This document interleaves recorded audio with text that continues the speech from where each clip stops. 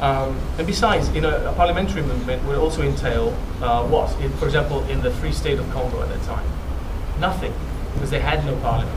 So then, how do you do any social change? Is it only should it be attaining a parliament that is dominated by Belgian authorities? Right. It excluded most of the world at the time. But again, it's easier in hindsight, but it's something that I think we could pay attention to today still. There's also a lack of concern with respect to the violent parts of the state, that is, who controls the army, police. And I think that also was part of the downfall. It's something that is also not looked at, I guess, with due diligence. And the lessons, well, we might have, if we have the means in terms of people who are interested in building eco-socialist movements, if we have the means, it might be more effective if we're able to do what was attempted in the First International without the fragmentation, the source of fragmentation that I delineated earlier. So providing a debate without reducing it to an attempt by one group or another to devise a single strategy for every single group everywhere in the world. So I'll leave it there. Okay, thank you, sir. For you.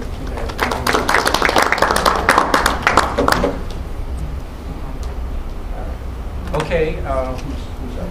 David? Okay, we're turning to David Schwartzman. The red and greens need the sciences. As soon as I get this, I didn't want to turn this on to talk. No, the title is The Red and Greens Need the Sciences, and the sciences need the red and greens. Sounds dialectical, is it? That's for something to think about. Okay. And I'll run through this in 10 minutes. As soon as I get a screen here. That's my brother Cosmo, and he agrees with everything I said. Okay.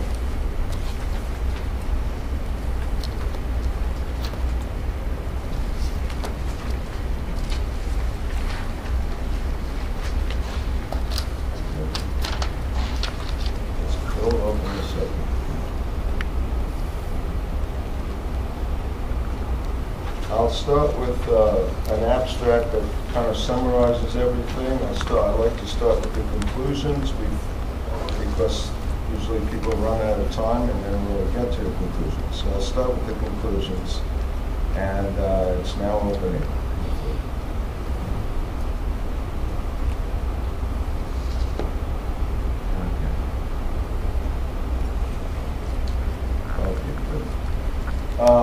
So going to the abstract.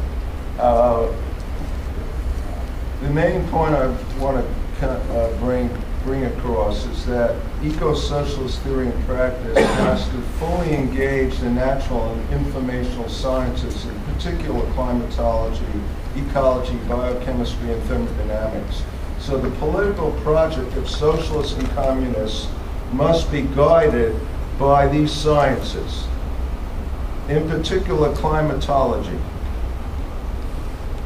The sciences will also inform the green technologies of renewable energy, industrial ecology, and agroecologies, which will produce the other world that is possible, that we're talking about, the materiality of this other world that is possible, that we start to construct under capitalism, but transcend capitalism. At the same time, and this is where the sciences need the red and greens, the institutional research and development agendas need to be challenged by a red and green and eco-socialist movement, which is a critical component of class struggle. Not only should these agendas exclude the unsustainable and destructive technologies such as nuclear power, quote, clean coal and GMO, genetically modified organisms, that is the new form, not just breeding, crossbreeding, but be increasingly directed to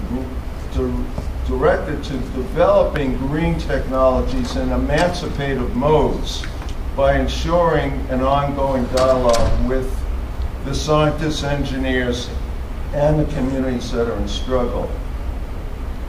And the actual creation of these infrastructures should be contingent on a process that organically includes participation of both the exploited and oppressed, so that the social management and impacts of these technologies contribute to a eco-socialist transition out of capitalism.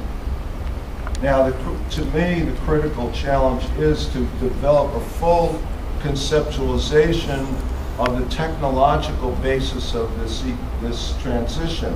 And Marxist political economy, which I support, that analysis cannot theorize this transition by itself. It must include the materiality of the natural and physical world in its theorization and practice. Now, the rest of my talk is going to center on the thermodynamic question. There was a book out on sale by Paul Burkett, which one chapter is about the convergence, or how Marxism and ecological economics can be melded together by using Georgescu-Roegen's fourth law of thermodynamics.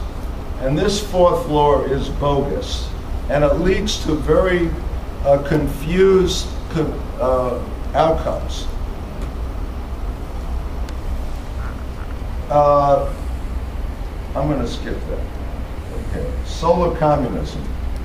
I wrote a paper for Science and Society. You can get it online at redandgreen.org.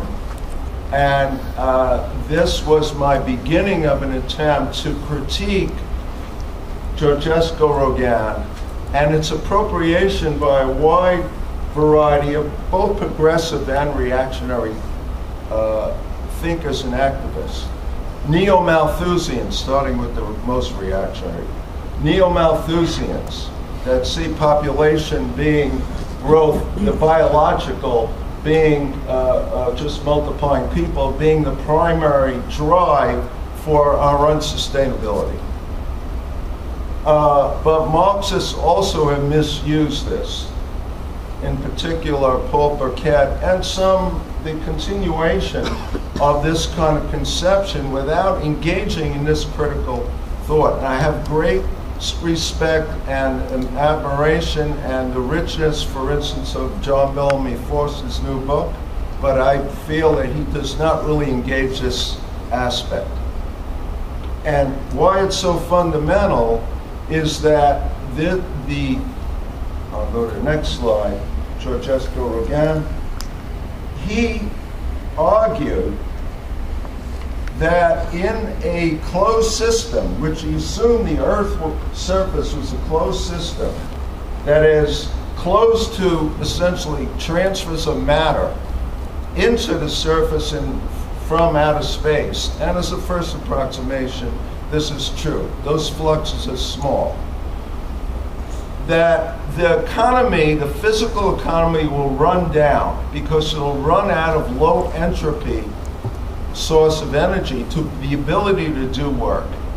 And this conception, for depletable energy sources, is absolutely correct. Coal, fossil fuels are running out. Maybe not as soon as peak oil people claim, but they are running out. But he confused the thermodynamic concept of closed with isolated. Isolated system is closed not only to matter transfers, but to energy. So this led to a deep pessimism that high efficiency solar energy could ever replace the fossil fuel and nuclear sources that are powering the capitalist economy. And in particular, in 1 hour, the sun is supplying basically low entropy energy, the ability to do work that's equivalent to 1 year of energy consumption by the whole world. That is civilization, not nature. That shows a huge potential. And this conflation has led to a wide range of confusion among many Greens. The concept, for instance, of a steady state economy and to growth. They do not distinguish between the qualitative aspects of growth and the quantitative aspects of growth.